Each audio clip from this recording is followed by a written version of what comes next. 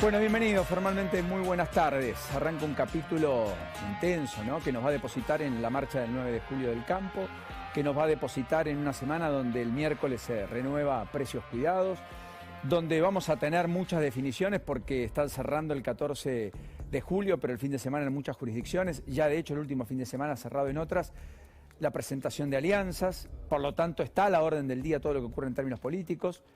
Confirmó Guzmán que viaja a Venecia a la cumbre del G20 y que va a haber encuentro con Kristalina Georgieva para intentar seguir avanzando. Nadie especula con ningún anuncio, pero seguir avanzando en el acuerdo de facilidades extendidas con el fondo que el gobierno quiere trabajosamente alcanzar, aunque por ahora está bastante distante, en virtud de que además la vicepresidenta Cristina Fernández de Kirchner, que tomó el toro por las astas, que lanzó la campaña la semana pasada cuando estuvo en Lomas de Zamora, que marcó el eje discursivo y de ruta, está planteando que todo lo que se haga en términos de ajuste fiscal sea poselecciones. Por lo tanto, acá hay un plan hasta noviembre que no incluye ni ajuste de tarifas, que incluye más regulaciones, que incluye más precios cuidados, que incluye más tensión en distintas áreas y más control para intentar que no se dispare además el que marca y fija las expectativas en la Argentina, es el dólar. Ese dólar que hoy terminó por arriba de los 170 en el mercado marginal, mercado que de todas maneras es una expresión, un botón, un signo de lo que está sucediendo por debajo de la superficie. Pero en las 3 de las 3, lo primero es la marcha y contramarcha. ¿Marcha y contramarcha de qué? Del gobierno.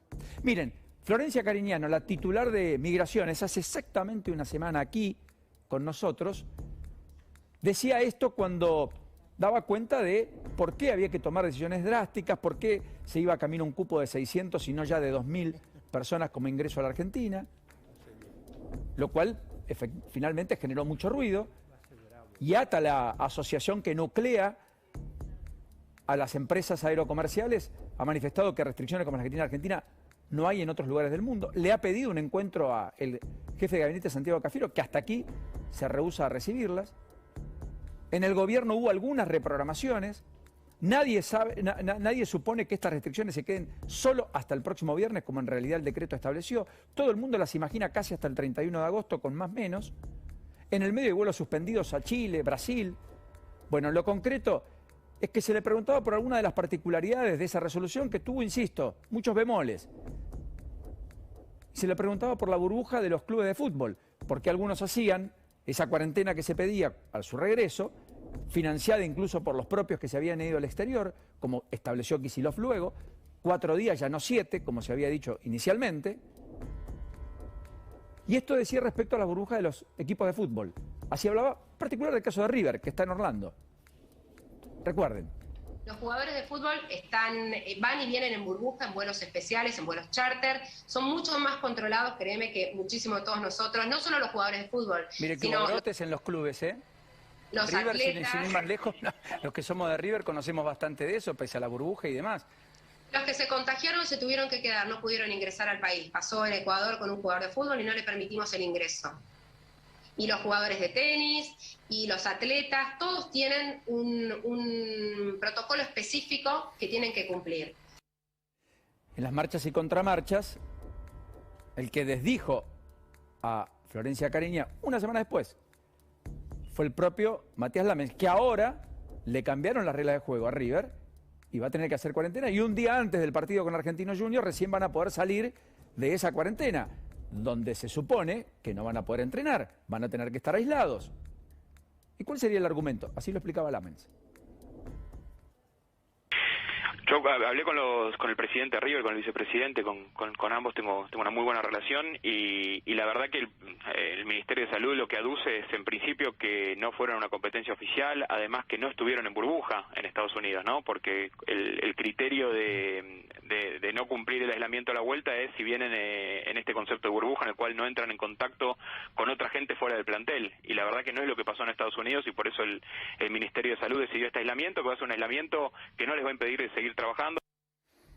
Bueno, parecería eventualmente razonable lo que ha pasado y pasa con todo el resto de los ciudadanos argentinos que están en el exterior y que de a poco van volviendo.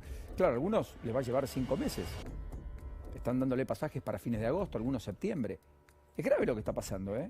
Muy grave.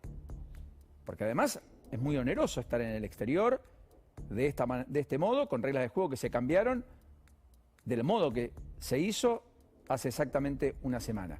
Pero lo concreto es que marchas y contramarchas es un buen título para además explicar parte de lo que pasa en el gobierno, que tuvo esas marchas y contramarchas con el caso Pfizer, a todas luces después del decreto que conocimos el viernes, no hay otro eslabón que no ejemplifique mejor aquello, aunque aquella resolución de la cual daba cuenta Velocopita aquí, que ha sido la máxima expresión de esas marchas y contramarchas, la del 31 de diciembre del año pasado, cuando por la mañana le aumentan o le permiten a las prepagas hacer aumentos en lo que cobran a sus asociados y por la tarde un nuevo decreto con las mismas personas que habían firmado el decreto de la mañana resolvieron que eso no podía ocurrir ni iba a suceder. En menos de 24 horas. Ya está Ricardo López Murphy, ahí lo ven, ya hablamos con él. Uno de los grandes protagonistas de esto, que es el famoso frenesí electoral, que es el tercer gran título de esta tarde. El segundo, me dicen, claro, sí, el tercero es otro un poco más alentador. No porque este no lo sé, a ver, se juegan no pocas cosas en las elecciones legislativas. Pero ¿por qué digo arrancó el frenesí electoral? Porque empezaron las definiciones. Patricia Bullrich dijo, no, en la ciudad no, me quedo como referente del PRO y voy a trabajar en el armado territorial. Intentaron dar señales de que la cosa estaba bien, se juntaron con Rodríguez Larreta, muy ameno todo, en Dandy, ayer por la tarde, en la ciudad de Buenos Aires. Hoy hubo un encuentro virtual de la mesa de la conducción nacional partidaria de Juntos por el Cambio. Allí también estuvo Patricia Bullrich. Lo cierto es que los seguidores de Bullrich empezaron a mirar a López Murphy y en redes explotaron. ¿Contra quién? Contra Vidal, que tuvo un tuit de beneplácito a la decisión de Bullrich. Todavía ella no dijo que va a ser la candidata, todavía Horacio Rodríguez Larreta no dijo que Vidal es la candidata. Todo el mundo supone que Vidal es candidata, pero hay un sector más duro aquí detrás de Patricia Bullrich que dice lo ideal para sellar una verdadera paz es que tampoco sea Vidal la candidata. Y entonces ahí emerge la figura de Quirós, que ya dijo hasta el hartazgo no.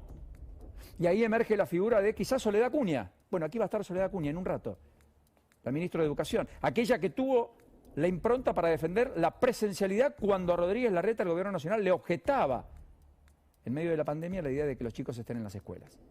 Así que veremos, pero hay mucho todavía por contar. ¿Cómo va a ser el armado de las listas? Va a estar Fernando Iglesias detrás de la propia María Eugenia Vidal para representar al sector de Patricia Bullrich. Da la impresión que no se sentiría cómoda Vidal, tampoco Rodríguez Larreta. ¿Quién va a ser el 2? ¿Cómo va a ser esa lista? Bueno, ¿quién podría capitalizar López Murphy? López Murphy, entiendo, tenía un acuerdo, se lo vamos a preguntar, con Rodríguez Larreta para que le den la paso.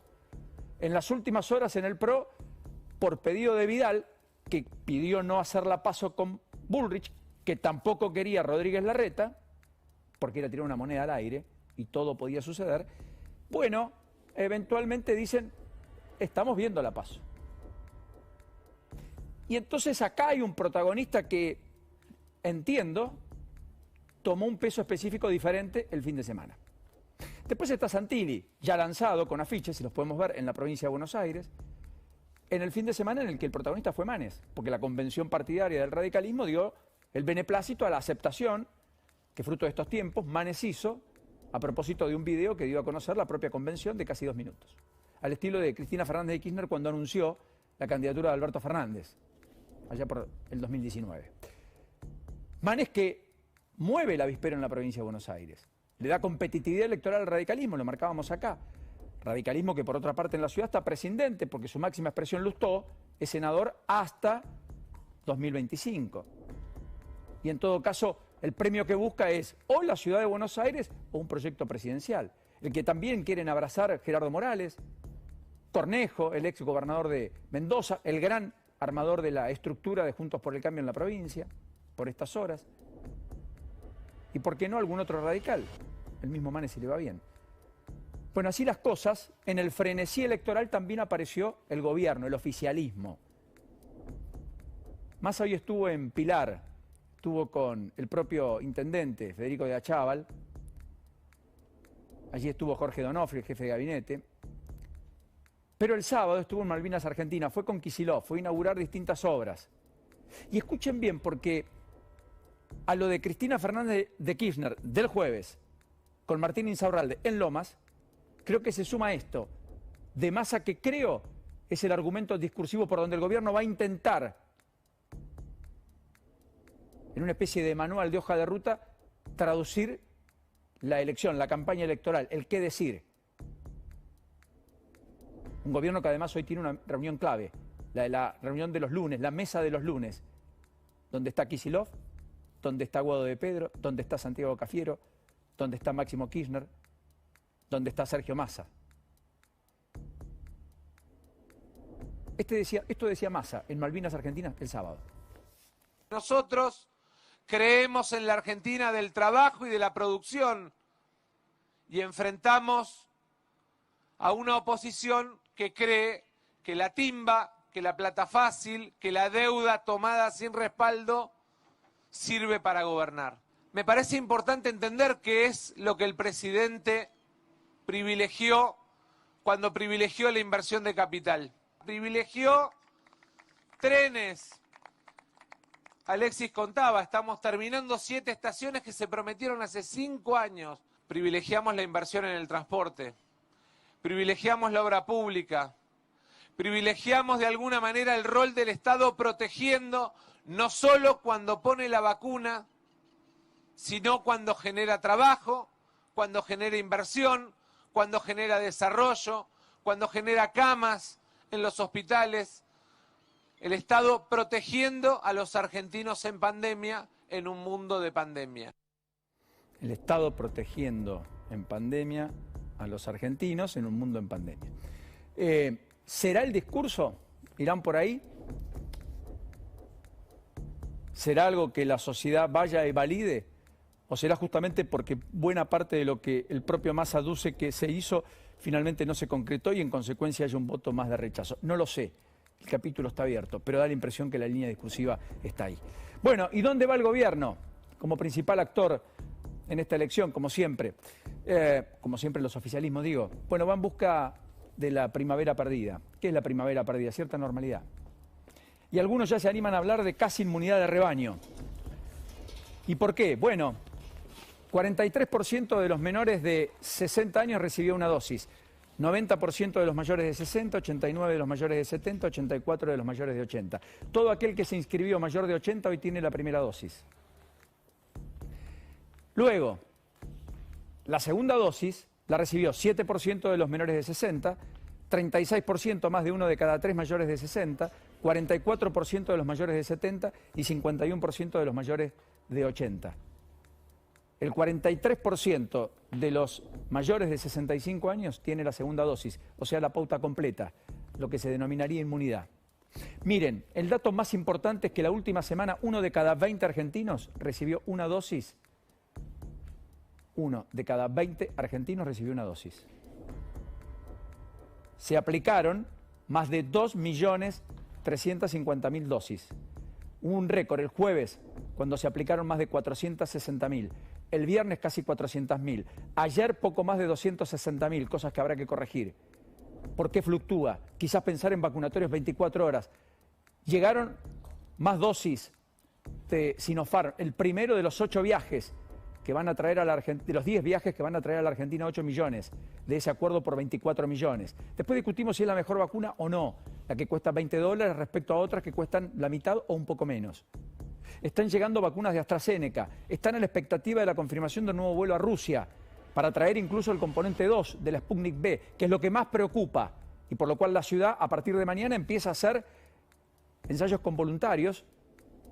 Muchos quieren, serán 400 no más que ellos, para tratar de saber si con AstraZeneca o con Sinopharm pueden aplicar la segunda dosis que Sputnik V en su segundo componente no va a proveer en tiempo y forma. Más allá que el laboratorio argentino Richmond, que empieza a vacunar, a producir esta semana, luego tiene que enviar las muestras a Rusia, serían poco más de 150.000 por semana, y luego cuando vuelvan de Rusia, en todo caso, distribuirlas y poder aplicarlas en la Argentina. Eso se supone que va a tener cierta masividad recién a partir de fines de septiembre, comienzo de octubre. Quizás para los que estén recibiendo la primera dosis ahora, no para los que la recibieron y aún la esperan. Más de 800.000 hace más de 90 días, todos los días esa cifra se acrecienta, y en realidad más de 6 millones que ya recibieron la primera dosis que tienen la incertidumbre de cuándo recibirán el segundo componente. Porque miren, en la ciudad, quien recibió Sinopharm a los 21 días recibe la segunda dosis, porque allí es cuando logra efectividad. Quien recibió AstraZeneca a las 8 semanas recibe la segunda dosis. Eso está procurando también la provincia de Buenos Aires, más allá de que otras jurisdicciones lo han hecho. Y ya tenemos varias jurisdicciones, Jujuy, Mendoza, Neuquén, que están vacunando a los mayores de 18 años, con turno, pero ya está ocurriendo. La ciudad de Buenos Aires está concluyendo esta semana la vacunación a los mayores de 35, sin factores de riesgo. Y ya un 50% de los habitantes porteños tienen una dosis. Y un 14% tiene las 2 dosis. Si el ritmo se mantiene, Argentina podría vacunar 10 millones de personas casi por mes. Significaría que en las próximas 6 semanas Argentina vacunaría a 15 o 16 millones de argentinos. Si eso ocurre, es pensable que el 60%, ya no casi el 40%, tenga una dosis y que el 30% tenga 2. Eso en el mundo fue lo que explicó en Europa en particular la merma de internaciones y la baja en los muertos, pese a las nuevas variantes y pese al recrudecimiento de casos que tiene Gran Bretaña, que tiene España. Cataluña multiplicó por 7 los casos en 15 días. Pero hay 500 pacientes internados, ninguna unidad de terapia intensiva, la mayoría jóvenes, a propósito del verano que trafican allí. Israel está con récord de casos, pero tuvo una semana sin muertos. Gran Bretaña tiene más de 24.000 casos en las últimas 24 horas, pero tampoco le aumenta la letalidad. Y muy lentamente algunos ingresan a unidades de terapia intensiva. Aunque es cierto, el 43% de los que tuvieron la variante Delta y terminaron en una unidad de terapia intensiva, casi la mitad terminó perdiendo la vida. Pero son 117 sobre un total de más de 24.000 casos. Por lo tanto, habrá que esperar un poco más a ver qué ocurre. Lo cierto es que esta es la gran ambición del gobierno, poder tener con segunda dosis a más de 10 millones de argentinos en 6 semanas, más de 11 también, y tener ya no 18 millones con la primera dosis, sino 25 millones. Si a eso uno le agrega eventualmente la llegada de vacunas que no están, el gobierno aspira a fines de septiembre a tener la famosa inmunidad de rebaño, entre comillas, con egresados que cumplimenten su viaje en Bariloche, los tienen previsto para la segunda quincena de agosto, algunos hablan de septiembre, estadios de fútbol con gente, teatros con un aforo más importante, prácticamente sin restricciones en los restaurantes, aún con barbijo, pero que vuelvan los salones de fiesta, los casamientos y los cumpleaños, con 200, 300 personas habilitadas, una especie de nueva, los recitales. Y si no, miren, tenemos la imagen de lo que pasó, por ejemplo, el fin de semana, y que ya ocurre desde hace un tiempo en Estados Unidos. Tenemos la imagen de un recital, un argentino estuvo allí y vio lo que ocurrió en un recital y lo describió de este modo para que ustedes entiendan en qué ya está el mundo y hacia dónde Argentina debería llegar. La impericia hizo, la negligencia en la compra de vacunas, el tiempo perdido generó que esto sea de otros, no nuestro, pero que podría ser de Argentina en 2 meses. Observen. Acá toda la gente sin barbijo, como se puede ver, todo el mundo disfrutando su cerveza. Están tocando Steelheart, allá se puede escuchar. Y acá tenemos un centro de vacunación. Por si te olvidaste de vacunar, venís y te vacunas al toque. Y bueno, obviamente para entrar acá tenías que presentar tu tarjeta de vacunación. Bueno, esto es un recital en Maryland. Allá al fondo está el escenario. Acá toda la gente sin barbijo, como se puede ver, todo el mundo disfrutando su cerveza. Están tocando Steelheart, allá se puede escuchar. Y acá tenemos un centro de vacunación. Por si te olvidaste de vacunar, venís y te vacunas al toque. Y bueno, obviamente para entrar acá tenías que presentar tu tarjeta de vacunación. Bueno, allí estaba. Evidencias de un mundo que dejamos atrás y que ojalá vuelva más temprano que tarde. Querido Javi, querida Lourdes, bienvenidos, muy buenas tardes. Buenas tardes.